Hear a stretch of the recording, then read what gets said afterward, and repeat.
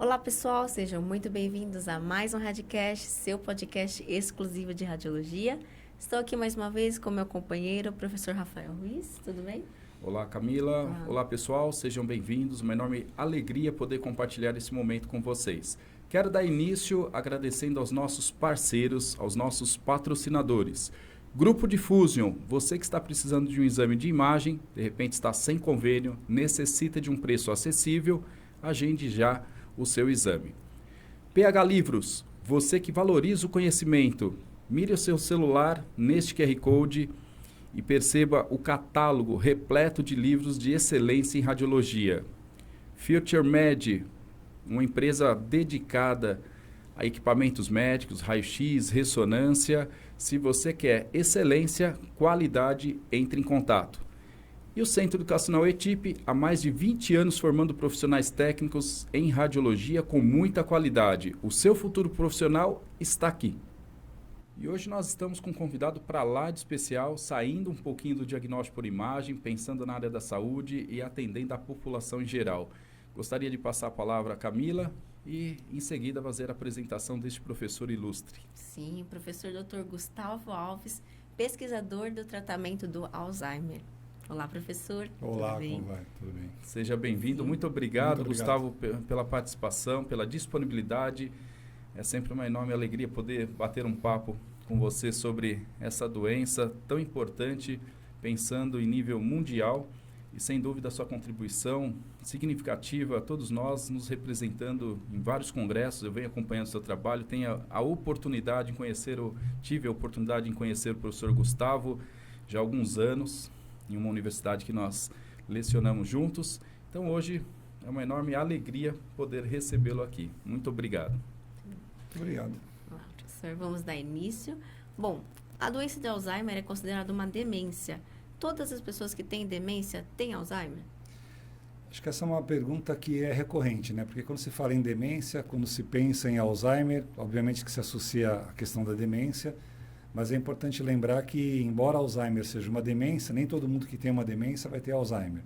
Nós temos hoje aproximadamente 150 tipos de demência reconhecidas na ciência, que elas podem ser subdivididas em reversíveis e irreversíveis. A demência reversível é aquela demência que você consegue, através de um tratamento ou por meio de alguma intervenção médica, revertê-lo, até mesmo saná-la. Por exemplo, você tem uma demência provocada por falta de vitamina B12. É uma demência que facilmente ela pode ser resolvida, desde que seja só esse fato, mas você tem demência provocada por neurosífilis, você tem demência provocada pela depressão, você tem demência provocada pela azotemia, tem demência provocada por câncer, por meningite, por processos inflamatórios cerebrais. E as demências irreversíveis, aí entra Alzheimer, Lewy, Huntington, frontotemporal, vascular, demência de Parkinson, se ela avançar para Parkinson. E aí você tem a demência da vaca louca, né? A Call-Crazy, a Creutzfeldt-Jakob. Então, aí você tem uma quantidade de demências irreversíveis. Aí Alzheimer se destaca por uma questão do próprio processo em que a demência se desenvolve. Até hoje a gente não tem como reverter. Então, acho que isso é importante, né? Nem todo mundo que tem demência tem Alzheimer. Todo mundo que tem Alzheimer tem uma demência. Legal. Eu sei que muitos já conhecem, mas eu quero aproveitar a oportunidade, falar um pouquinho da formação do professor Gustavo. Ele é farmacêutico. E quando que você começou esse estudo, mais especificamente, falando sobre a doença de Alzheimer e dessas demências? Então, gostaria que você se apresentasse até um pouco melhor, para a gente ter uma noção há quanto tempo que você já vem pesquisando e lutando nessa... Eu acho que esse verbo que você usou, ele é muito apropriado, lutar, né? Eu comecei por acaso, porque a minha trajetória toda como farmacêutico, sempre dentro de um hospital, e de repente, num desses projetos, lá em 2006, 2007, eu estava num projeto numa cidade litorânea, em Cubatão, fazendo um projeto de gestão da saúde, e eu recebi um convite para fazer uma consultoria para uma ILPI. Acho que é bom que as pessoas saibam que ILPI é uma instituição de longa permanência para idosos. Então, eu fui lá fazer o layout da farmácia, como que vai ser a rampa, onde vai estocar, como é que vai ser a prateleira, essas coisas. E quando eu virei as costas para ir embora, entreguei o projeto, o diretor falou, onde você está indo? Eu falei, estou indo embora. Ele falou, não, você vai ficar com a gente. Então, ele me convidou e eu comecei a trabalhar com um paciente com demência. Eu, até então, nunca tinha trabalhado com um paciente com demência. E aí eu comecei a fazer o mestrado. No mesmo ano, 2008, eu comecei a fazer o mestrado. E, obviamente, que aproveitando, assim, foram muitas coisas, Rafael, que elas acabaram se coincidindo, né? A oportunidade, o fato do mestrado e esse diretor desse hospital foi uma pessoa muito importante para mim. Você me permite eu citar o nome dele aqui? Com certeza. O professor Dr. Paulo Canineu, infelizmente, nos deixou em virtude também pós-pandemia. Uma das maiores autoridades em Alzheimer do mundo. E ele me ajudou muito nesse processo. Eu defendi em 2009. Nós trabalhamos com uma substância que existe no mercado, é um adesivo transdérmico para tratamento do Alzheimer, é um PET, né, que a gente fala. E aí, em 2003, eu iniciei o doutorado. A gente iniciou com a pergunta, será que a gente pode fazer diagnóstico por outra via? Porque, aliás, o diagnóstico hoje não é tão preciso. Ele é fechado através de várias observações. E a gente pensou na saliva. Então, a gente começou a trabalhar com saliva. Trabalhamos com mais ou menos 120 idosos e foi bem desafiador esse projeto, que a gente pegou pessoas com e sem a doença, né? E aí veio a defesa e nesse processo eu comecei a me envolver mais. Entrei para a Alzheimer Association, onde eu sou hoje membro. Entrei para outras sociedades, não só aqui no Brasil, mas fora também, como a Associação de Farmácia Clínica lá dos Estados Unidos. E aí começou a abrir uma gama de oportunidades e que ela culminou com o início do meu pós-doutorado em 2019, antes da pandemia. Tudo agora a gente tem que falar antes e depois da pandemia. Exato. E aí também foi desafiador, porque eu tive que coletar saliva de 75 pessoas. Eram 175, eu tive que colocar praticamente a metade, menos da metade, né? Porque a gente não poderia reuni-los no único espaço. A minha ideia era fazer... Coleta de saliva é muito simples, né? Sim. Mas como eu tive que ir de casa, então eu fiquei... E são histórias que em breve eu estou escrevendo mais um livro, eu vou contar isso. Foram 3 semanas indo de casa em casa. A saliva você tem que colocar no nitrogênio, tem que armazenar a menos 20, menos 30, menos 40. Então eu tinha que vir de Ribeirão Preto, trazer para São Paulo para o laboratório, voltar e dormir em hotel, em pensão. Então foi um momento bem interessante. Desafiador, mas um grande crescimento. Então nós estamos falando desde 2007, 2008, que você vem trabalhando nesta pesquisa. Consegui fazer apresentações desses projetos aí em vários congressos fora do Brasil. E sem dúvida nenhuma que ele ganhou... Eu acho que assim, a grande notoriedade, como se fala, o que vale mais, né? 30, com todo respeito às emissoras, 30 segundos de Globo ou 10 minutos de outras grandes emissoras, sim, como citar com aqui. Certeza. Eu acho que o grande impulsionador foi quando eu fui entrevistado pelo Fantástico, em agosto de 2020. Olha que bacana. Estive eu e o Oscar Hanson na Suécia. Ele pesquisa na mesma coisa que a gente, só que no sangue. E a gente pesquisando na saliva. Então, aquilo deu um boom. Aí eu comecei, então, esse novo projeto de pós-doc, terminei aquele primeiro, né? E agora a gente está com uma parceria e já desenvolvendo um teste. A gente quer validar o teste para que ele possa ser realizado inicialmente no laboratório, que a gente chama de by night, né? Você colhe hoje, amanhã tem o resultado. Ou, num segundo momento, a gente adaptá-lo a talvez uma imunofluorescência, uma química seca, alguma coisa que você faça, igual um teste de diabetes que você vai ali, faz na hora e já dá o resultado. Sensacional. Né? São desafios. Né? E é bem preciso. O nosso primeiro... No doutorado, o nosso primeiro deu algumas variações muito grandes. Mas da saliva, né? Da saliva, mas ele foi bastante, assim, ele mostrou a viabilidade, vamos colocar, ele norteou que existia. Agora, no pós-doc, a gente conseguiu até a forma de coleta com mais cuidado, essa coisa de colocar no nitrogênio, essa coisa do transporte, e os resultados foram melhores. A gente adaptou um kit que já existia, então... É viável. Existe um grupo de saliva, eu sou o único representante da América Latina, a gente está em, acho que aproximadamente 10 pesquisadores, tem um pessoal dos Estados Unidos, da Inglaterra, tem uma menina da Índia, a gente tem 2 da China, e a gente está, a saliva, porque a saliva, quando eu comecei a estudar saliva, em 2012, mesmo na minha banca, o pessoal falava, saliva é resto de metabolismo, saliva você não acha nada em saliva. E a saliva de 2014 para cá, você faz hoje na saliva diagnóstico de AIDS, você faz hepatite, você faz a proteômica de mama, você faz COVID, você faz uma série de cortisol, você faz um monte de teste de saliva hoje, todos muito precisos. Então, a saliva é um fluido que está sendo muito bem aceito. Fantástico. Vamos dar sequência aqui, porque se parar, a conversa vai longe, hein? Vamos sensacional, muito bem. Haja Vamos saliva, lá. né? Haja saliva. Sensacional. Vamos à Professor, pergunta. por que a doença só atinge idosos? Isso é uma regra ou não? Isso acho que se transforma um pouco num clichê, né? Porque o que acontece é assim, a demência de Alzheimer, ela tem níveis de prevalência que eles aumentam à medida em que a pessoa envelhece. A gente poderia dizer hoje, categoricamente, que o maior fator de inclusão para Alzheimer é você envelhecer. Sim. Você viver depois de 60 anos, você passa a ter mais chance. Dos 60 aos 70, a chance de uma pessoa ter Alzheimer é de aproximadamente 0,75%. Pode chegar no máximo 1%. Mas é algo que poderia já estar presente no meu DNA e desenvolver depois? Não, ainda não se sabe isso. Ainda não há um caráter hereditário. Existe um caráter genético, não hereditário. Então, dos 70 aos 80, essa chance aumenta para 25%, dos 80 aos 90, 50%. Agora, você tem a doença de Alzheimer familiar, que é uma doença de Alzheimer genética, que ela comete pessoas antes dos 60. No meu mestrado, eu tive uma moça de 37 anos, da região de Sorocaba. Ela foi um caso até muito conhecido, que o pessoal da USP também já estava trabalhando com esse caso. Recentemente, nós tivemos um menino na China de 21 anos, e tem muitos casos de 50, 52. A doença de Alzheimer genética, chama DAF, né, doença de Alzheimer familiar, ela sim tem um contexto genético bem esclarecido já. Então, não é uma doença só de idoso. Prevalentemente idoso, mas ela pode afetar outras pessoas também. Poxa. E como, em geral, é feito o diagnóstico da doença? O diagnóstico, ele evoluiu muito nos últimos anos, porque o diagnóstico... A doença de Alzheimer, ela era chamada nos anos 70, até os anos 70, anos 80, de caduquice.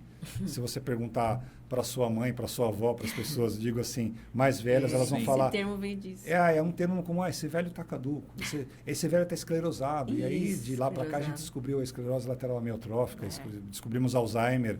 Então, os métodos, eles se modernizaram. Hoje, basicamente, são exames hematológicos, a gente vai olhar B12, vai olhar plaqueta, vai olhar a hemoglobina, que mostra-se alterada, exames bioquímicos, T3, T4, TSH, as frações do colesterol, LDL, VLDL, HDL.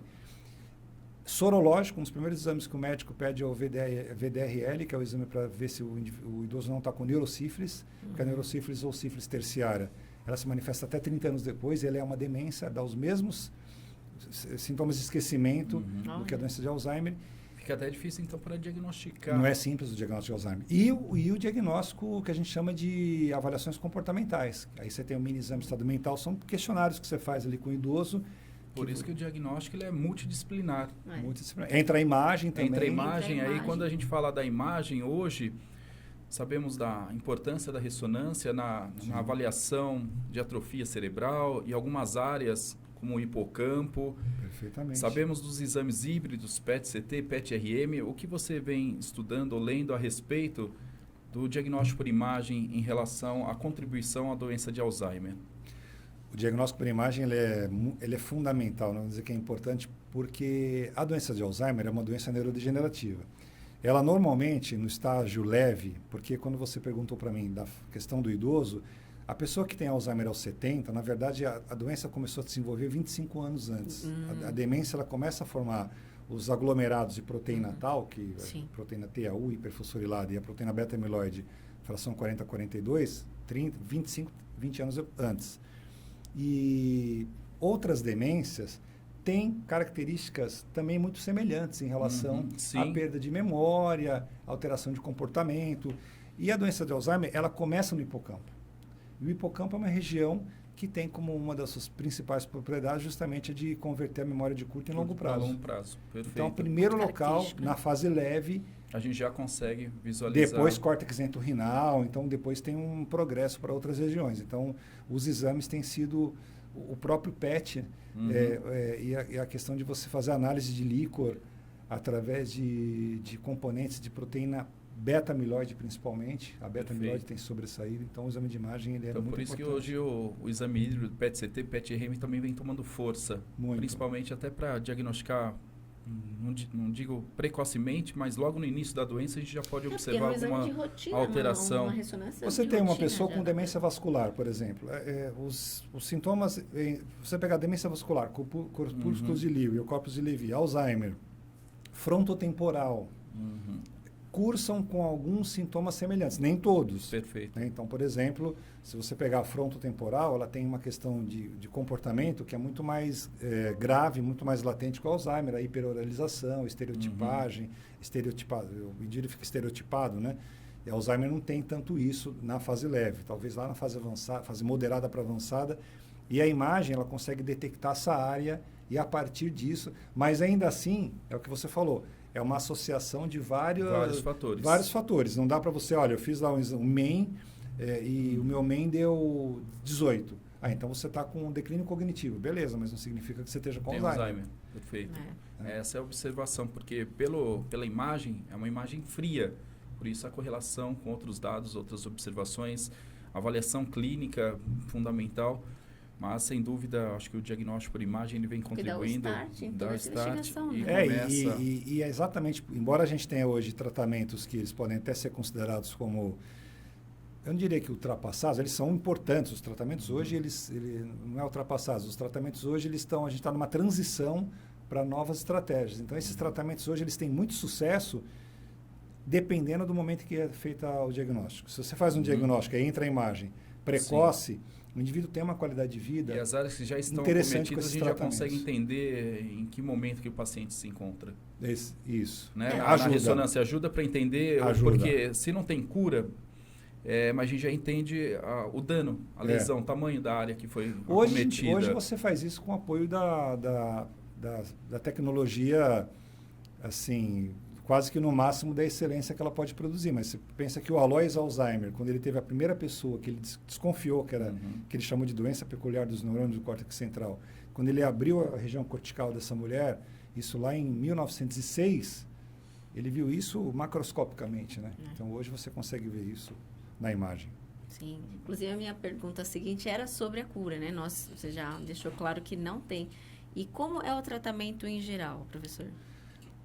Alzheimer não tem cura, mas tem tratamento. Isso é muito importante dizer. O tratamento ele é baseado em medicamentos que visam preservar as conexões sinápticas. Então, a gente sabe que uma pessoa com Alzheimer, ela terá um comprometimento das transmissões nervosas, principalmente de acetilcolina, que é um neurotransmissor que está diretamente ligado com a questão da aquisição da memória, com a transmissão nervosa especificamente para essa função. Sim.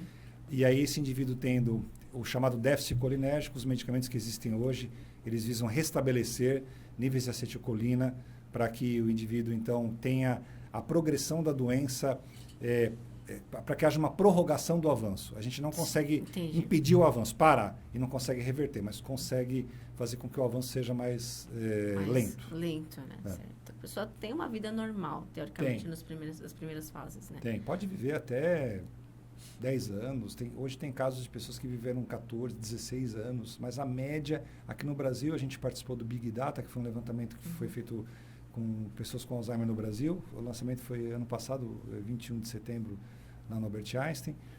E aqui a média está 7,8 anos. A média, 8 anos em média. Caramba. Preocupa bastante, né, após o diagnóstico, porque sabe que dali para frente, e como segurar, como retardar o que nós temos hoje, uma vez que foi feito o diagnóstico, pensando em prolongar a qualidade de vida, para que o paciente ainda mantenha uma qualidade mínima, né? O diagnóstico feito pelo médico, eu gosto de dizer que é importante que seja um geriatra ou um neurologista, né? Que seja um médico que tenha profundo conhecimento sobre demência. Os medicamentos serão iniciados os medicamentos e as doses estão muito associados a cada fase. Então, na fase leve, normalmente vai se usar, por exemplo, a rivastigmina, ou donepezil, ou galantamina, mas lá na fase avançada vai ser normalmente a memantina, mais algum desses outros que eu citei. Então, instalando o medicamento, fazendo acompanhamento e outras atividades não farmacológicas. Não é só você ir lá dar um remédio para a pessoa e falar, está resolvido o problema. Atividades, conexões, atividades lúdicas, entretenimento, música, leitura, tudo isso ajuda bastante. Mas você não consegue impedir o avanço, você consegue atrasar o avanço. A pessoa consegue ter uma qualidade de vida muito melhor, mas a doença ela continua progredindo. E o que a pessoa sente, doutor? Você poderia explicar um pouco esses estágios? Doença de Alzheimer, ela é existem várias literaturas, mas o que a gente mais trabalha, mais aceita hoje mundialmente, são 3 estágios. Um quarto que seria o prodromal. Então, vamos colocar assim, a primeira fase seria uma fase prodromal. Prodromal significa um momento em que antecede os primeiros sinais e sintomas. Então, as doenças geralmente têm estágios prodromais. O estágio prodromal do Alzheimer é quando aquelas proteínas começam a se agregar, quando a beta-amiloide começa a formar placa senil, e isso vai avançando até que chega à fase leve, que é quando ele começa a ter, então, esses primeiros sintomas. Normalmente, a gente ouve falar da perda de memória, não está errado. Mas eu sempre digo, atenção, um dos primeiros sinais, um dos primeiros sintomas de uma pessoa com Alzheimer é a perda auditiva. Olha. Atenção com isso, não é só... Porque a perda de memória, se você pensar em pessoas que tenham níveis intelectuais superiores, que tenham melhores formações do ponto de vista educacionais, elas conseguem suprir, criar atalhos no próprio cérebro para lembrar das palavras de outra maneira. Isso. Você pega, por exemplo, pessoas que falam de mais de uma língua, elas lembram daquela palavra em outra língua. Perfeito. Elas têm uma articulação fonética que permite com que elas resgatem aquela Consegue questão. acessar a informação. Agora, a dá um perda jeito. auditiva, aí sim, a perda de memória, o desinteresse por coisas que sempre gostou de fazer antes. Aí, nessa primeira etapa, como diferenciar do processo de senescência? Porque, como você mencionou, 60 anos, já existe uma atrofia. É inevitável você ter aí alguns esquecimentos, o que você estuda, de repente, já não é a mesma coisa quando estudava há 20 anos, 30 anos. Então, como começar a diferenciar nesta questão? A senescência, o envelhecimento fisiológico, ele vai trazer perda de memória, ele vai trazer alteração dos reflexos, alterações dos reflexos, às vezes até questões auditivas também, redução da acuidade visual e tal. Mas na demência, a gente pode dizer que esses sintomas, eles são mais frequentes e eles começam a interferir relativamente muito mais do que um fator senescente na qualidade, no dia a dia do indivíduo. Perfeito. Nas AVDs, nas atividades da vida diária. Então, a pessoa começa a ter um comprometimento um pouco mais impactante, mas a sua pergunta é muito interessante, porque realmente não é uma coisa que você possa, num primeiro momento, dizer, olha, isso é... E aí é um problema, porque estima-se hoje que no Brasil nós tenhamos 1,8 milhões de pessoas com Alzheimer. 1,8, esse é o dado que, particularmente, eu acho que esse dado está subdimensionado. Eu diria que a gente deve ter uns 2,2, com base nas próprias estatísticas. Metade, entre isso que você falou, não sabe que tem a doença. Porque metade é negligência em relação a essa coisa de velho, isso é velhice mesmo. Sim. E não vou dizer cada dia pode ser uma força, uma forçada, mas assim, cada tempo que você vai perdendo de fazer o diagnóstico, você deixa de entrar com medicamento. Sim. Entende? Fica então, mais difícil de segurar. Fica mais difícil. Existe uma idade que seria muito importante. Um exemplo. Um diagnóstico por imagem, mamografia, a partir dos 40 anos, é importante fazer o primeiro exame e fazer um acompanhamento. No caso do Alzheimer, pensando no processo de senescência, a partir de qual idade seria ideal ou recomendado para você buscar um médico? Pensando que um especialista. Pensando que seja uma doença prevalentemente para idosos, como foi que você perguntou, Sim. A gente consideraria a partir de 60 anos, que é quando você deve procurar um geriatra. Mas hoje existem inúmeras sociedades médicas, inúmeras do mundo inteiro, que falam a partir dos 50. Agora, a questão é, você pode procurar um geriatra a partir de 60 ou a partir de 50, e você pode não ter nenhum sinal e você pode desenvolver a doença daqui a 5 anos. Porque a gente não tem hoje, e aí vai a nossa pesquisa lá com a saliva e outras pesquisas com outros fluidos, como é o caso do sangue, tentar identificar quando esses emaranhados aí, essas placas estão começando a se formar. Aí você conseguiria, desde que você tenha... Eu lembro que há alguns anos, quando a gente começou a difundir o nosso projeto, eu tive na Band e o repórter falou para mim, Gustavo, e aí, eu faço seu exame e vejo que eu vou ter Alzheimer. O que eu faço? Falei para ele, primeiro você começa a rezar, né, porque não tem remédio hoje em dia, né, claro que foi uma brincadeira, mas assim, hoje é qualidade de vida, alimentação. Você sabe que ano passado saiu o material do pessoal da Nova Zelândia, e aí todas as outras sociedades de Alzheimer começaram também a pegar muito essa questão, já da influência da poluição e dos alimentos contendo excesso de sal, açúcar e condimentos. Perfeito. Eu ia fazer, inclusive, essa pergunta sobre a alimentação. Nossa, nós muito. O brasileiro estamos declinando muito em relação antes a da isso. Antes da pandemia, então não é falar que foi um fator da pandemia por causa do fast food. a Escola Nacional de Saúde detectou que o Brasil, já quase 18%, é muita gente, quase 20%, está trocando o arroz, feijão, salada e bife pelo alimento industrializado, congelado lá, pizza, o nugget, o lanche daquela lanchonete. Vamos fazer propaganda, tem um M grandão, né? Você sabe qual é, né? Com certeza. Mas assim, não é proibido você ir lá e comer um lanche daquele, de vez em quando.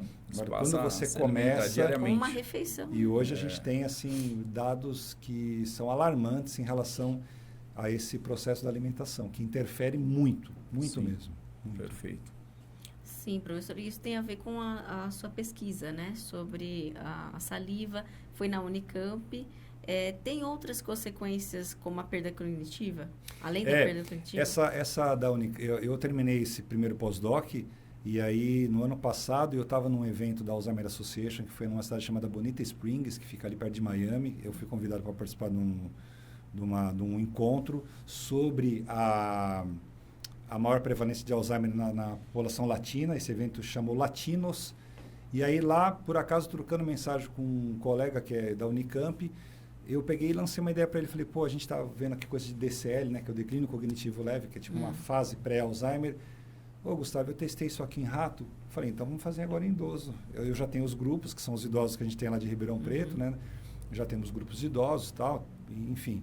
E aí lá na Unicamp a gente está testando compostos bioativos, substâncias encontradas em algumas frutas, com ação assim, bastante efetiva contra demência, já existe contra obesidade e tal. Esse é o projeto da Unicamp. Lá na USP, em Ribeirão Preto, a gente está dando seguimento a essa coisa da elaboração do kit para diagnóstico prévio, né? Certo. Então, uma complementa a outra, né? Sim, Elas estão bem próximas, bem interligadas. Sim. Muito bom.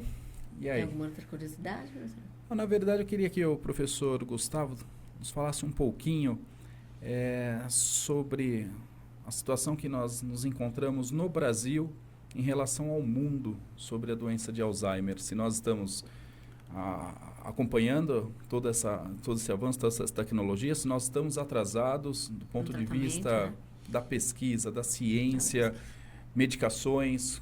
Como que você enxerga o Brasil hoje defendendo essa busca?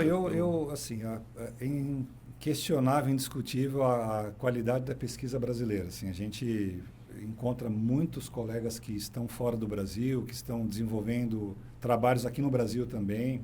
O Brasil tem contribuído bastante com pesquisadores, principalmente aqui de São Paulo, do Rio Grande do Sul também, da própria Unicamp. Então, você tem alguns centros de pesquisa que estão assim, bastante avançados na questão principalmente do diagnóstico. Porque hoje, quando você fala em Alzheimer, todos os congressos de Alzheimer que tem acontecido, todo ano a gente tem nosso congresso, a nossa conferência, você pega lá 70% da conferência é diagnóstico. Você vai ver pouca coisa de droga. A última vez que eu vi alguma coisa de droga foi em 2016, quando eu fui apresentar meu doutorado lá em Toronto, que tinha um stand da laboratório Lilly para lançar o solanezumab, que era a grande promessa, uma droga que estava quase 10 anos em estudo, só que o congresso foi em julho e ele seria lançado em dezembro. Só que nesses últimos 5 meses aí de pesquisa, as coisas não se confirmaram e foi assim um grande revés, né? Mas a gente tem hoje drogas. Ano passado foi lançado o donanemab, o lecanemab, que são monoclonais. Há 3 anos o aducanumab. E aí, voltando ao que você perguntou, do Brasil, a gente encontra muitos colegas, assim, mas comparando proporcionalmente, né, com outros países, claro que a gente não tem o mesmo peso que, eu diria assim, não tem o peso que deveria ter, né? Sendo farmacêutico, para mim é mais difícil ainda, porque eu estou num meio, ali num concentrado de médicos e neurocientistas. Então, eu acabei desenvolvendo essa minha habilidade como cientista num contexto muito mais desafiador, entende?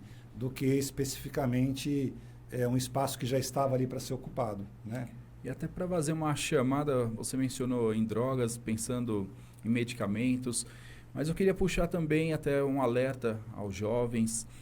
Drogas ilícitas, cocaína, ou até mesmo pensando no próprio álcool, né? A famosa maconha, né? Maconha, que a Não gente é sempre medicinal, associa, né? que não é medicinal. Que confundem as coisas.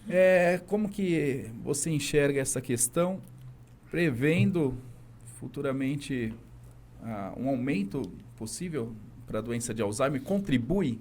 Olha, independente de qualquer questão, o que se sabe hoje é que os números estão crescendo muito da prevalência por esses fatores que nós citamos, né? Acho que um dos principais é o nível educacional, porque o fato de você ler, o fato de você estudar, constrói uma espécie de blindagem para algumas áreas do cérebro. Não quer dizer que você vai evitar, mas você consegue postergar, isso já se sabe.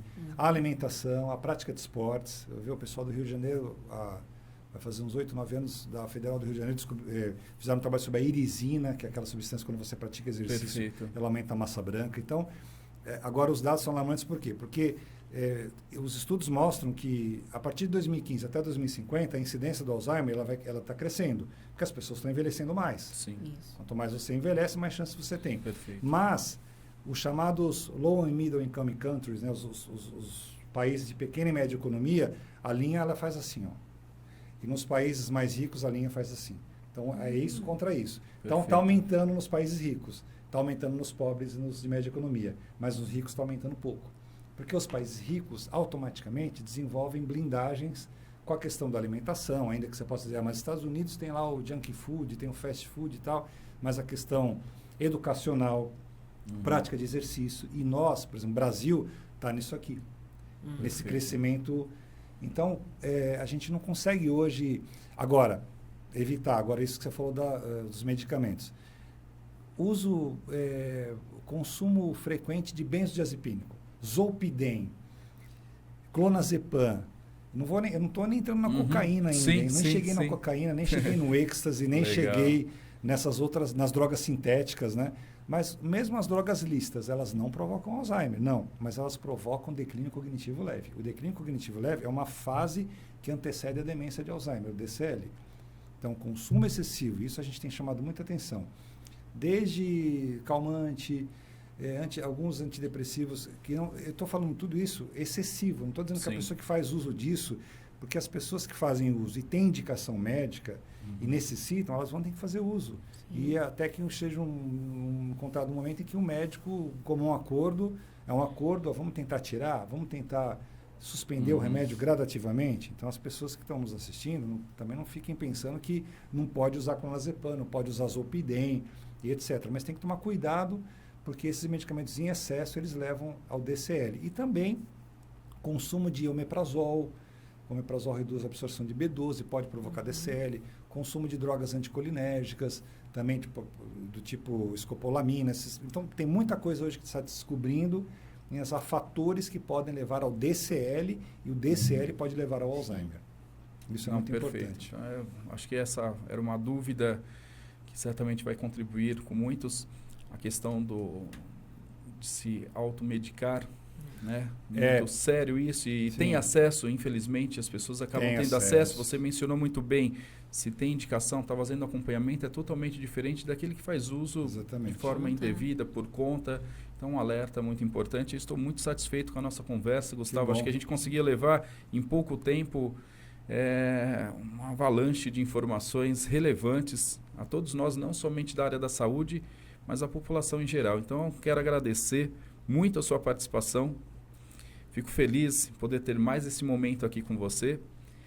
Agradeço a Camila e a todos que estão nos acompanhando. Você quer deixar algum recado, algum fechamento? Fique à vontade. Se não, deixo a palavra para a Camila fazer o encerramento do nosso programa, do nosso episódio. A gente transmitir, então, uma palavra eu não diria de esperança, não fica uma coisa assim muito assim, piegas, né, como se fala, né? Mas assim, uma palavra de conforto, de certa forma, porque hoje a ciência trabalha efetivamente. Tem muita gente que fala que a indústria farmacêutica não vai descobrir remédio contra o câncer, ou contra a AIDS, ou contra o Alzheimer, porque ela quer ganhar dinheiro com isso. Isso é mentira. A indústria farmacêutica, pelo contrário.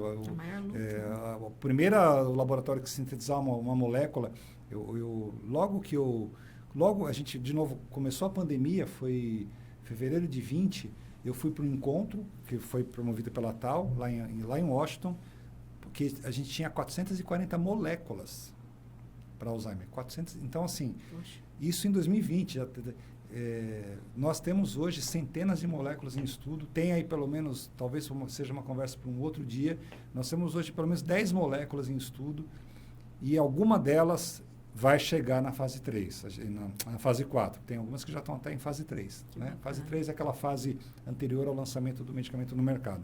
Então, acho que a palavra de conforto é essa. A gente pode ter surpresas agradáveis, mas também pode ser que demore mais. É imprevisível, né? Você dizer, olha, vai surgir um medicamento, como tem essa vacina antital aí que está bem avançada, mas daí dizer... Ano passado eu dei uma entrevista para o caderno de ciência do jornal o Globo, que é um caderno que sai todos os domingos, falando sobre as vacinas para Alzheimer. E a gente tem aí uma série de vacinas que...